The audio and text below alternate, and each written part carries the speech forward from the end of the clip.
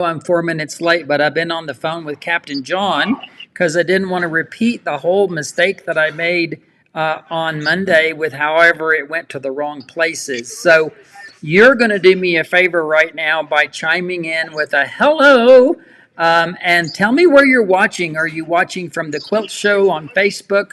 Are you watching from YouTube, Facebook, sorry, the Quilt Show on YouTube? Tell me where you're watching. That will help me a little bit to make sure I've got everything just exactly like it should be. And we're going to have a great time today because I've got some very fun stuff. Hey, Miss Kat Bowser, where are you watching me from, Kat? Are you on the Quilt Show Facebook? Are you on YouTube Facebook? Are you on Ricky Tim's? That's all right. TQ, I think we're good to go, John. Thank you. Okay. Bye. Thanks. I was having a bit of a panic because I'll try to get rid of this. Oh my gosh. Hang up. I was having a bit of panic because when I started to go live again, it showed destinations that were not where I needed it to go.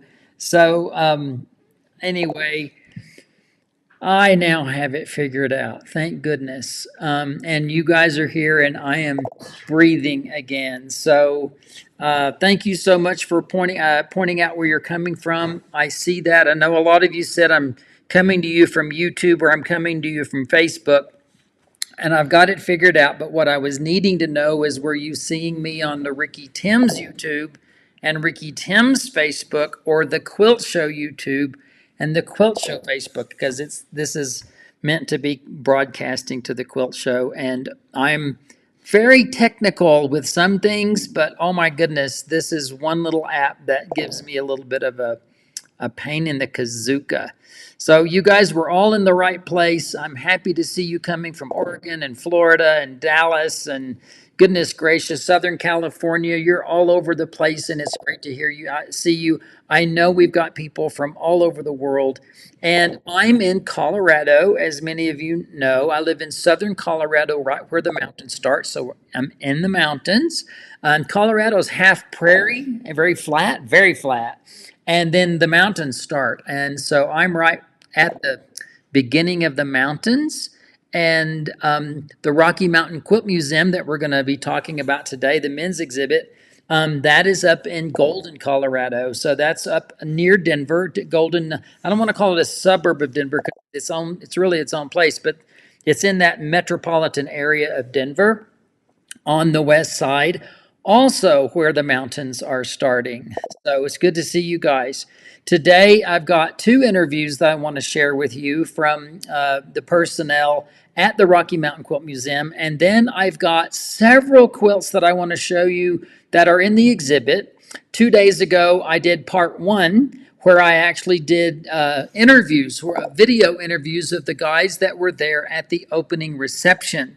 Today, my goal is to show you the rest of the quilts that were there in the exhibition so you can kind of see all of them. So I'm not crossing over the ones that I did on Monday. If you're interested in seeing those, you'll need to go to the Ricky Timms page. We may have shared it over to the Quilt Show page, but you can find it from Monday. And it was a really fun interview. I had a fun time talking to those guys. And so we've got people still popping in from all over the place. And I'm going to, because of time, there's a lot to do today, I'm just going to get right into it. And I'm going to start by letting you meet the executive director of the Rocky Mountain Quilt Museum. So take a look at this. This will get us started. So I'm really excited. I'm getting to talk to some of the staff at the Rocky Mountain Quilt Museum. And with me right now is Karen Roxborough. Karen, tell us about your position there at the museum.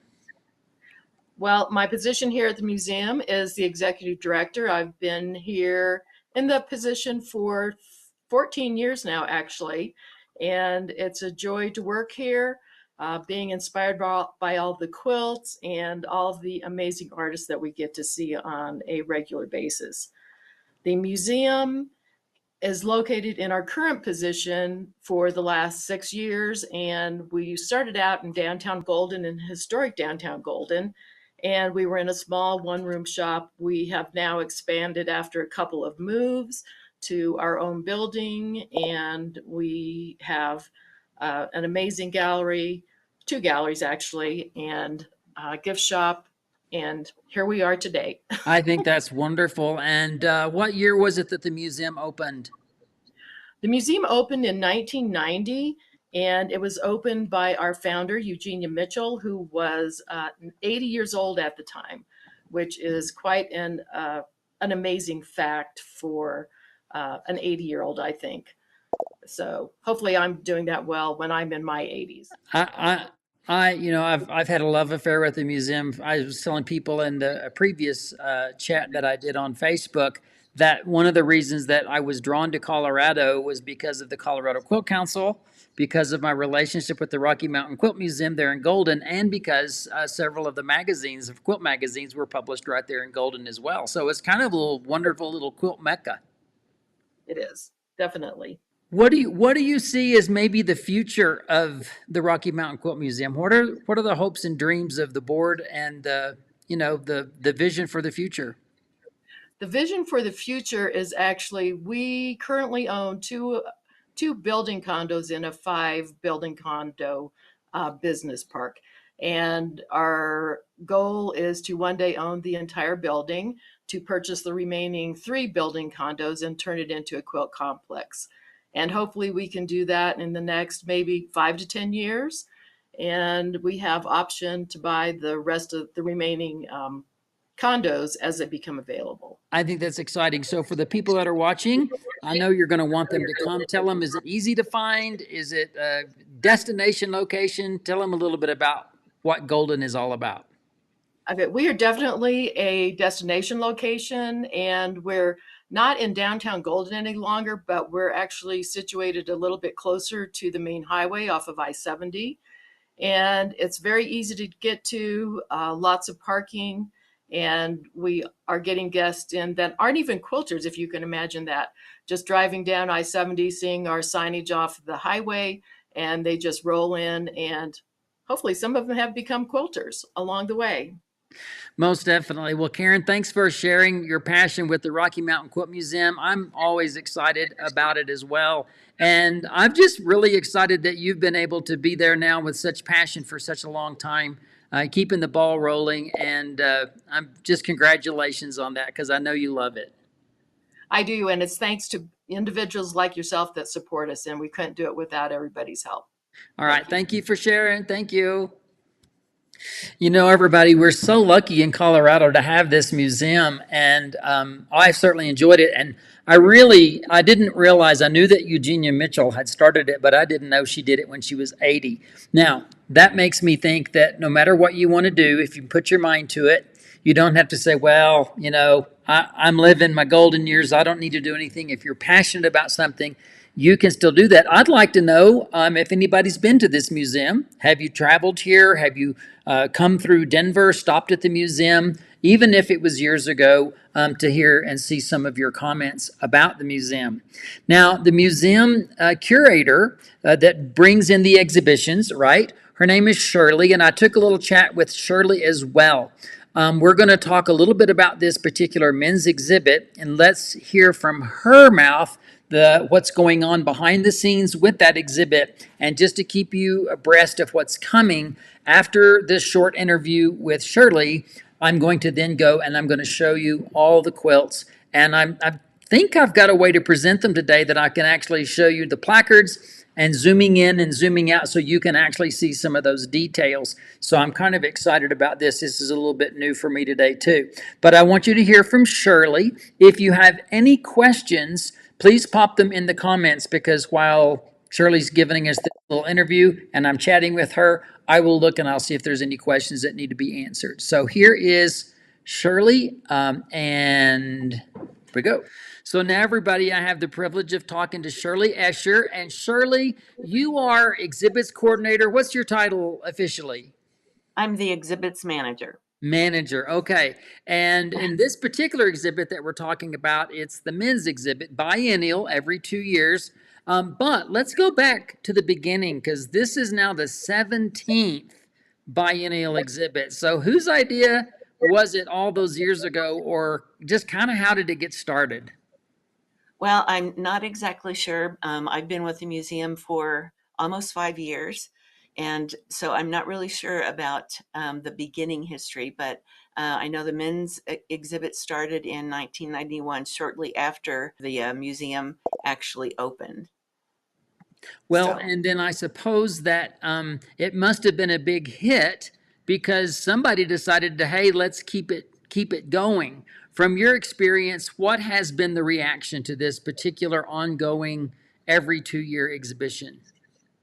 I think a lot of people are very curious about when we say it's a men's exhibit, men quilting, really? They want to know more about that and they want to see the kind of work that they produce. And we also, over the years, I'm not exactly sure when we pulled in Sunday at the Museum, but that's an opportunity to pull exhibitors. Like with the men's exhibit, we have a men's panel so that we have 3 or 4 men just join us for Sunday at the Museum and share their creativity, talk about their quilting life, and so forth. What is Sunday at the museum? It's a program that happens once a month, and it's where we bring in different presenters to actually talk about aspects of quilting, and it could be a presentation on quilt care, how to take care of your quilt, and Okay. just a variety of different topics. That, We just recently had the men's panel here this last few weeks ago. oh, cool. And is that something that is it a ticket price or do they just show up or what? Well, if you happen to be a member, members are free. And it really is a good thing to become a member because then you don't have to pay $15 to come to the Sunday at the Museum, or I think it's $12 for just general admission. That's wonderful. All right. So now I want you to tell me about this particular exhibition. What was fun? Are you the one that's curating, choosing? I mean, tell me a little bit about that process and what gets you excited about it. Okay. Well, we have two galleries. We have the main gallery, which is where the men's exhibit is, and then the Northeast Gallery for whenever we have like a smaller collection of quilts that we can show from individuals or a small group. And so for the men's exhibit, this is the 17th biennial exhibit that we've had.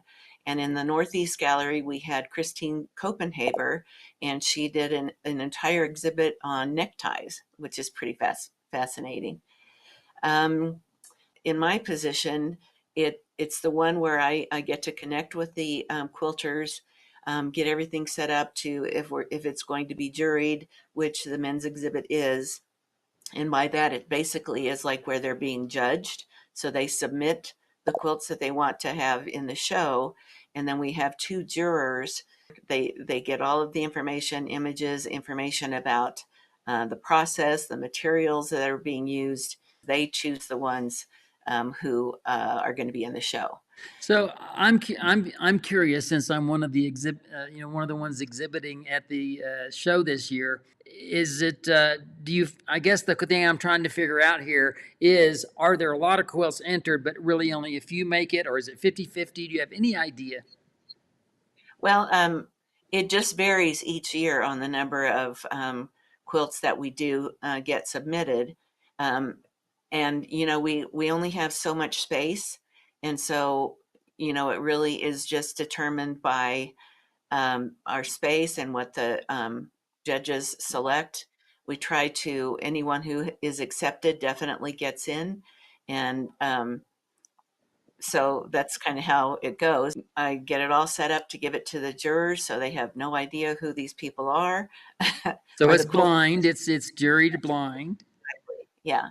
And then we get the results back and then telling the winners who won, and then providing information to the ones who have not been accepted to be sure to try again the next Yeah, time and they. I think it's important. People might just automatically think that maybe I've never gotten a rejection letter, but I've got plenty of rejection letters over my time as a quilter, and that's just part of it. But I have a funny story to tell you.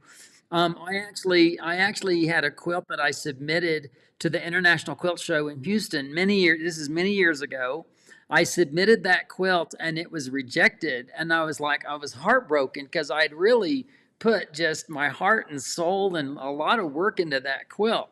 But that same quilt, because many exhibitions have a situation where the quilts are eligible to be re-entered if they're not past a certain age.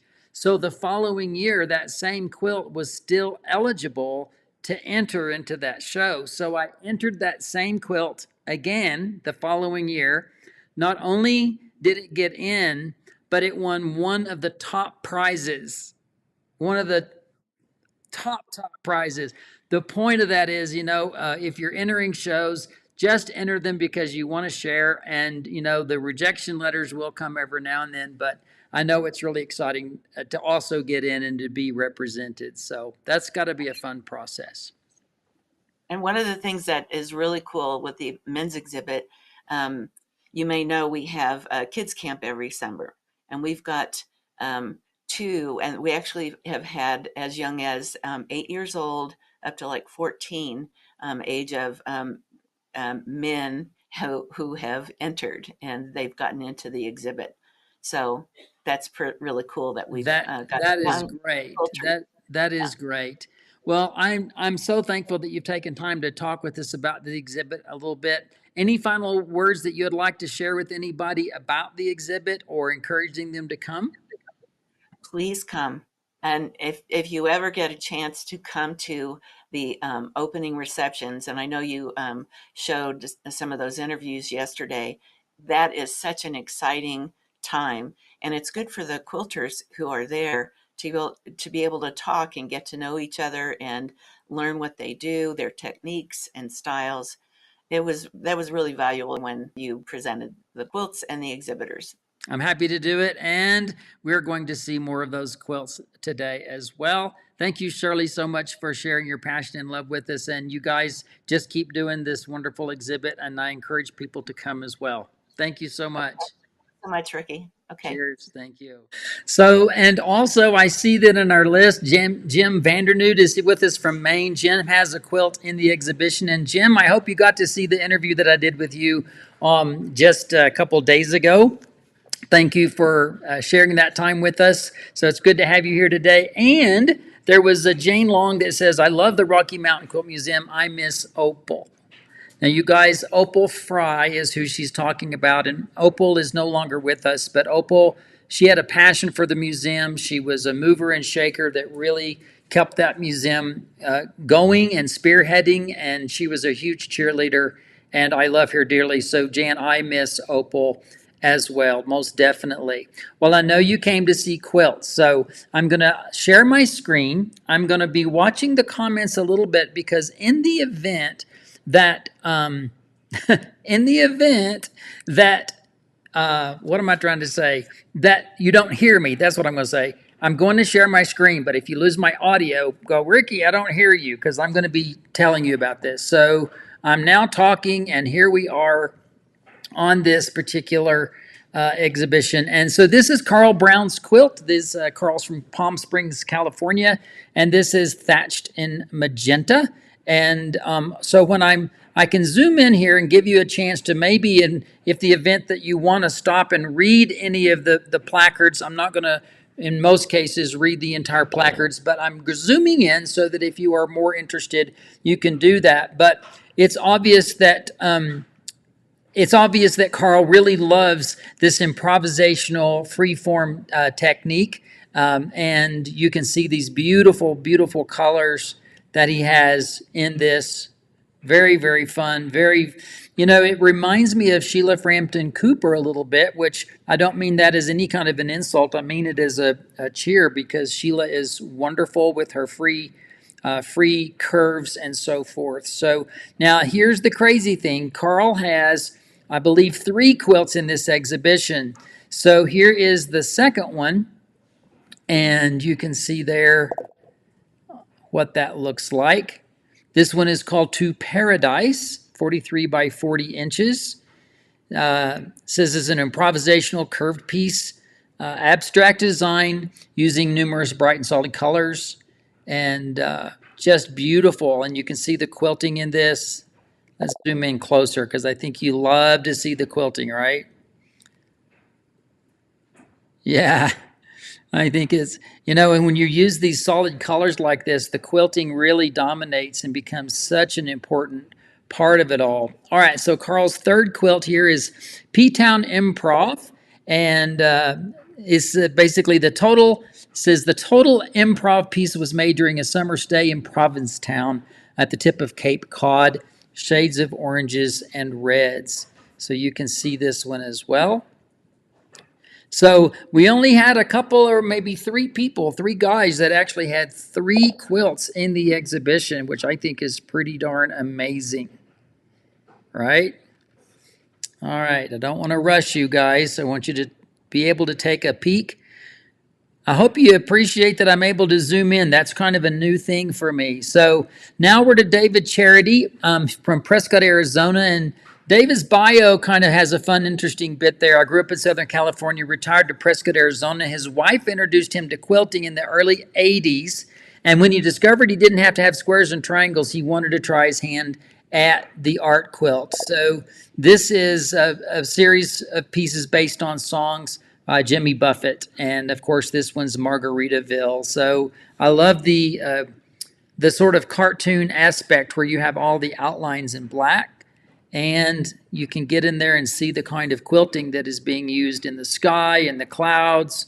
I think it really makes a good impact.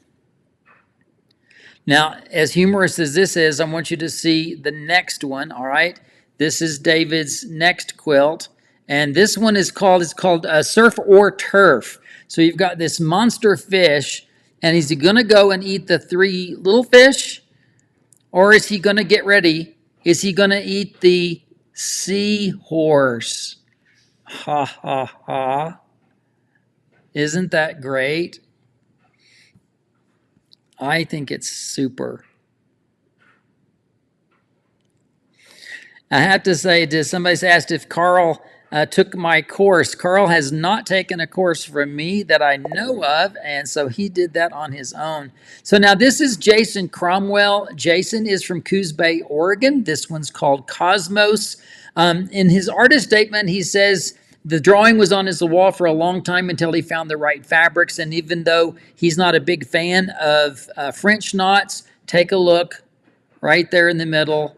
He ended up saying it needed some dimension and put that in. I think it turned out beautiful, and I love the way the fabrics are playing together in this particular quilt.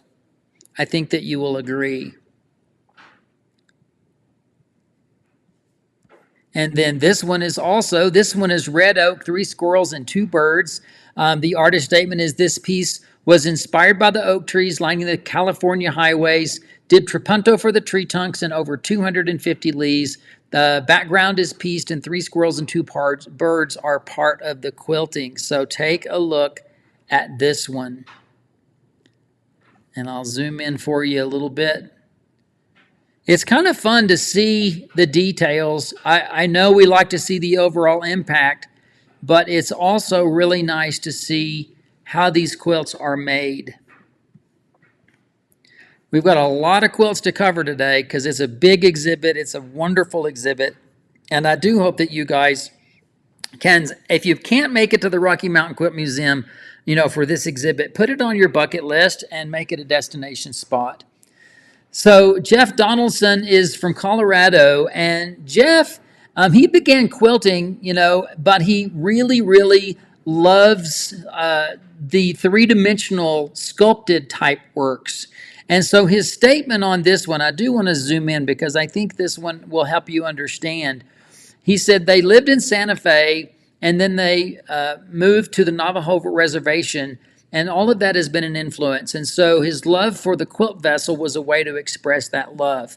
This vessel has 5 sides showing aspects of the Southwest, and you just using fusing figures with heavy stabilizer, stitching down and sewing all the pieces together. And there's 2 zippers, so it opens. So on the inside, there's a diorama that you get to look in to see, like the cliff dwellings that are very common in this particular region. So it's a very, very unique piece. This was standing on a pedestal, kind of in the display area. Obviously, it was not on the wall, but very innovative piece. I really enjoyed seeing that one. All right, and then the next one we're going to do is by Jack Edson, and Jack is known for doing portrait quilts. He's been quilting a very long time, since 1975.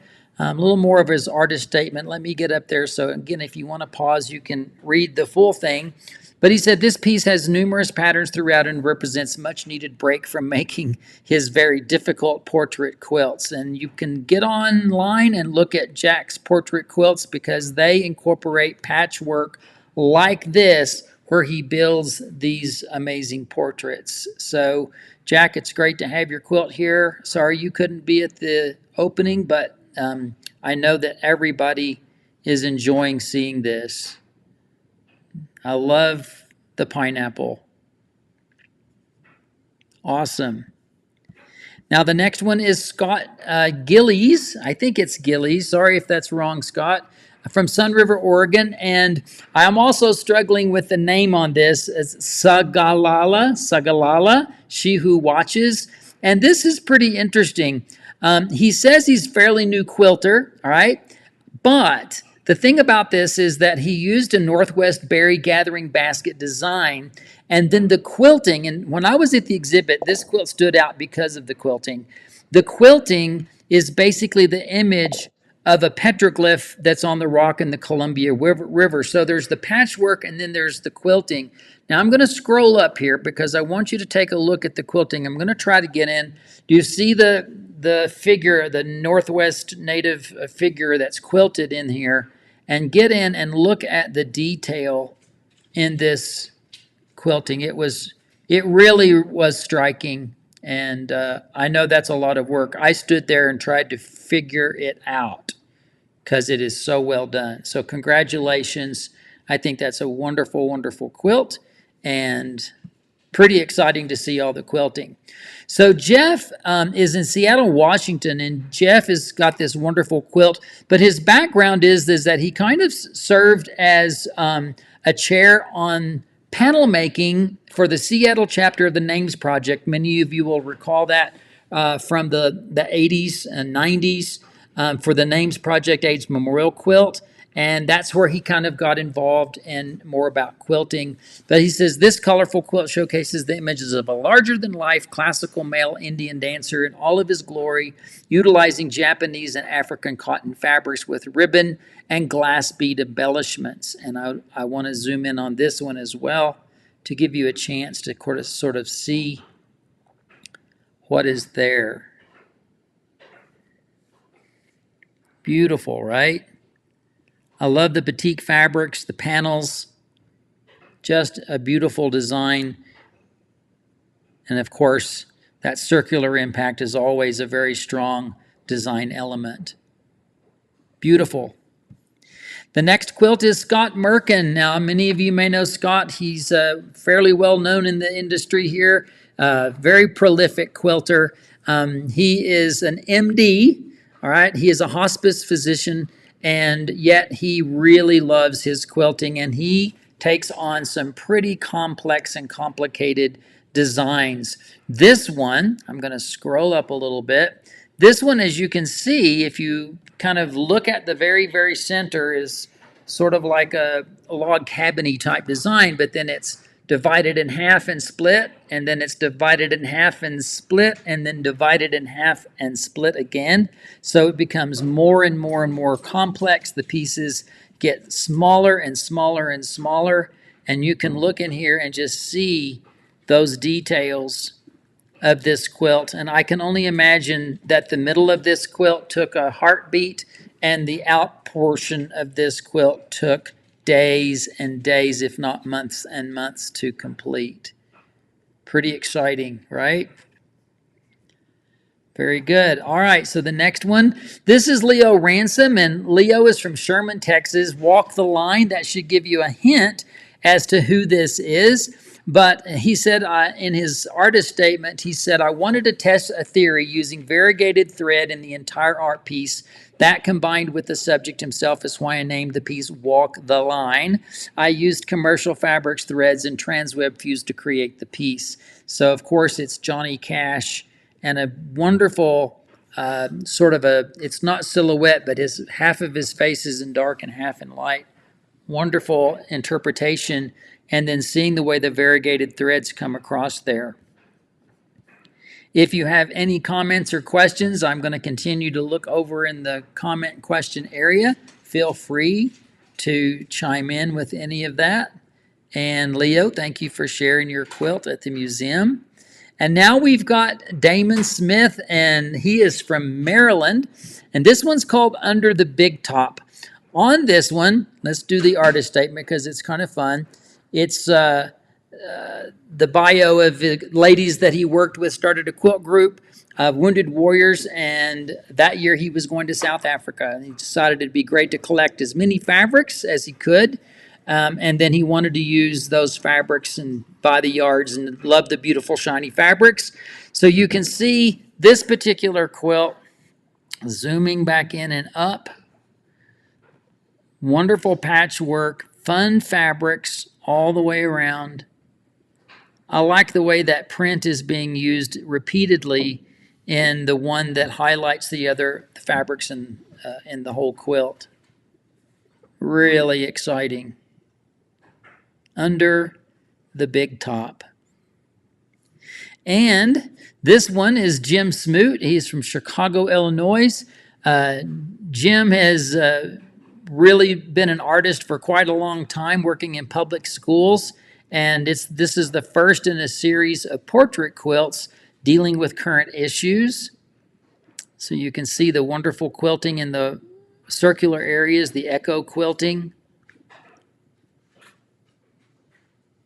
And also this one, this is also Jim's quilt, and it's 6 panels. Let's just zoom in to see how that looks. I love the fact that some of those backgrounds are divided in those areas. I think it looks really, really good. The creativity and the differences, it's like artists in general. One of the things that I've always said is, my gender does not make me a quilter. No gender makes us a quilter, and nor does my gender impact my quilting personally. But it is interesting to see a collective work of gender-specific quilts. These are men's quilts. Now, Bill is from Picton, Ontario, and this quilt is very poignant. I will say the quilting on it. When we look in the artist statement, you're going to see that in 2021, the remains of about 215 Aboriginal children buried on the site of a school were discovered in unmarked graves. And on Canada Day, he couldn't bring himself to decorate his house with the typical usual red and white, but instead he displayed this quilt on the porch because orange is the color chosen as the national color of remembrance for these children. And in this particular quilt, as I move over, you now see that the quilting in this is all cursive quilting, and it ends up having, the writing entered into force by the United Nations on 12th January 1951, and it goes on to describe genocide and that sort of thing. So it's a very powerful and emotional quilt, using orange as the powerful bold color to represent the tragedy, but also to use the quilting. And I think, sometimes we forget that we can use our quilting as actual lettering and writing on a quilt. I think that was really good. Now, Bill also has this quilt, People Have the Power, A Plea to Canadians 2021. And in this particular quilt, the artist statement has, a while ago I was reflecting on what I see as the loss of human basic rights south of our border and became filled with terror at the thought that this trend might spread up to Canada. It happened on a video by Patti Smith singing People Have the Power, and listening to the song reminded me that stopping the trend, protecting our Canadian values from folks who think with hate is up to us as well. We all have power, so let's use it. I do think that, artists have always been making statements, and quilt is an art form. Sometimes we look at a quilt like this and we don't fully understand or comprehend the message that's behind it, but I do think that it's really important sometimes to really stop and gravitate and understand what is going on in these quilts. And when it comes to an artistic statement, I will say personally, I don't always agree with every artist statement that I see. It's just one of those things that we're all individuals, but art should make us stop and think. And I feel like that's what happened. So here's my quilt in the exhibition. This is one fish, two fish, red fish, blue fish. And there's really not a big story. Everybody wants to know what was the inspiration behind it. Well, I was cleaning up the studio. I had just finished a quilt. Hugo was working on a quilt on his own, and I wanted to be doing something in the studio. And I don't know why one fish, two fish, red fish, blue fish from Dr. Seuss popped into my head, but it did. And I ended up designing this quilt and making this quilt. I had been teaching my locomotion class, which I do teach online. This is more complex than that, but it's based on that. And I think just because I was wanting to work in this style and technique, I did. And then you can see the detail of the quilting that's on this. So this is my one fish, two fish, red fish, blue fish quilt. It is my most recent finished quilt that's out there in the world. And then now we've got Alan. Alan is from North Gosford, Australia. And so this is Men Embroidery Purse. If you don't know what broderie purse is, that's where you take fabric that has like pictures of birds or flowers, and you cut out those birds or flowers, and then you applique them. So he has cut out these different male figures and appliqued them on the background. So it is broderie purse. And I got a little email or a Facebook message from Alan, and I hope he's watching or hope he gets a chance to see this, because yes, truly we are an international community, and all the way from Australia, right there in Colorado. Very, very good.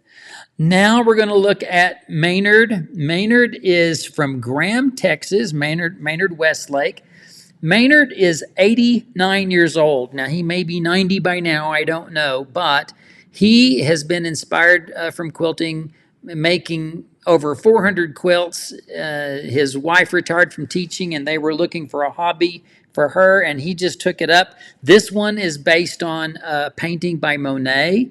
So take a look at how he did this wonderful impressionistic style from Graham, Texas. Now, by the way, guys, that's just south of where I grew up in North Texas. Graham is kind of in our stomping grounds, so it's really fun to see Maynard's quilts. Isn't that beautiful?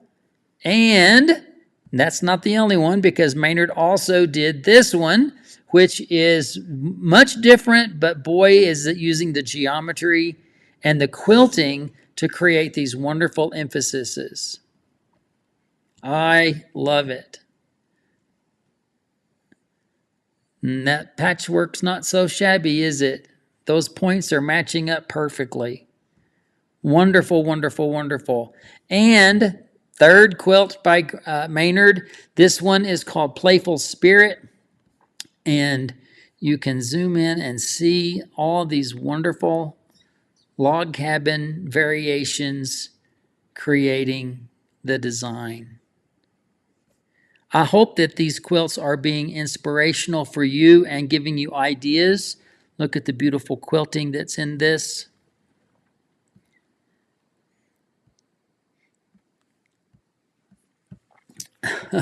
All right, there you go, you guys. I'm interested in seeing your thoughts and comments about the exhibition. I think it's been a very successful exhibition over the years. There was a comment over there that asked, how has it grown over the years? I think that Shirley said it best: whenever the space limits the space limits what can be shown there, so the exhibit doesn't so much grow as much as it has grown in popularity. And there are more men. There are actually more men quilting now than when I started quilting. And so there are more men to pull from for that exhibition, definitely for sure. And it's always been an honor. I've not been in every one of those exhibitions, of course.